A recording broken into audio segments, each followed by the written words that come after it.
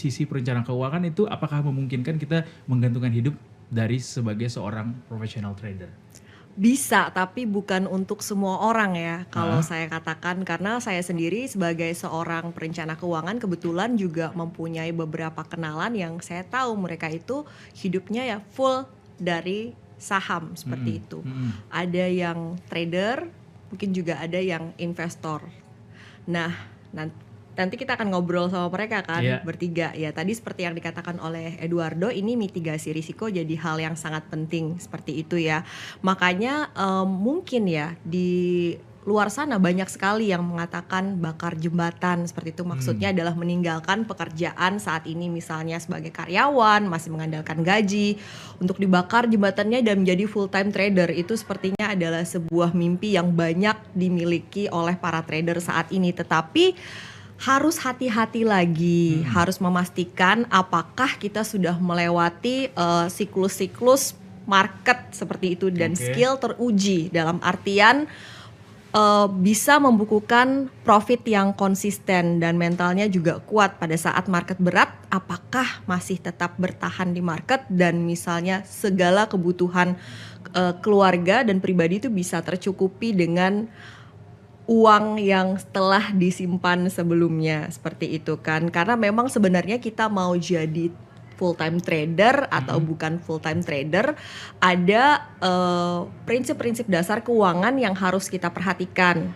Yang pertama pastinya dana darurat itu udah pasti banget kan, karena pandemi kemarin tuh udah membuktikan bahwa situasi faktor X yang tidak terprediksi itu bisa terjadi seperti itu. Tiba-tiba ada yang mengalami kehilangan pekerjaan. Nah di sini tuh fungsinya penting sekali untuk punya bantalan berupa dana darurat gitu kan, kita jadi sadar penting.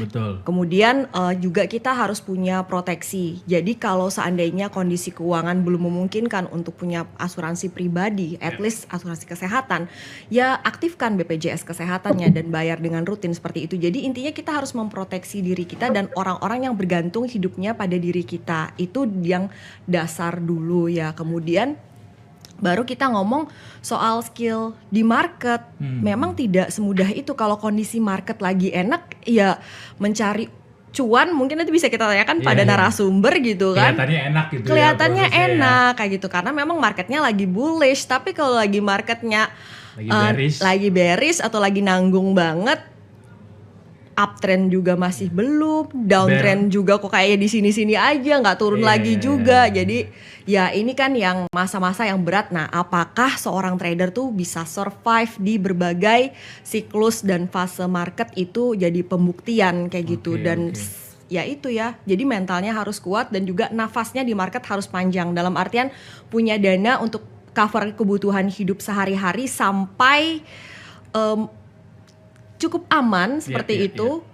Jadi seandainya mereka mengalami kekalahan di pasar modal, tidak menurunkan standar kehidupan mereka. Itu sih yang penting. Oke, jadi kalau pertanyaannya bisa apa enggak, sebenarnya bisa, but it's not for everyone. It's not for everyone. Kalau misalnya gampang, udah nggak ada yang mau lah jalanin profesi mereka yang ada saat ini kan, mending di market aja, nggak ada yang nyuruh-nyuruh kita, nggak ada deadline kayak gitu kan.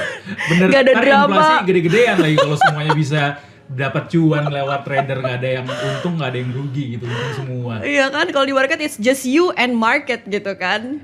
Pasti semuanya juga mau gitu kalau bisa gitu. Jadi it's not for everyone karena banyak sekali variabel faktor yang harus dipertimbangkan. Utamanya tadi yang disampaikan sama Mbak Alin adalah kita harus dahulukan dulu yang namanya bantalan, yang namanya pondasi, yaitu tadi dana darurat dan juga proteksi, asuransi tadi, proteksi.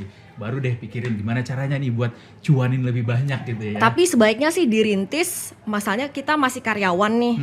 Ya udah sambil tetap dapat exposure di market, tapi jangan serta-merta istilahnya kita belum profit konsisten udah memutuskan menutup pintu rezeki yang saat ini masih ada gitu. Jangan gitu ya.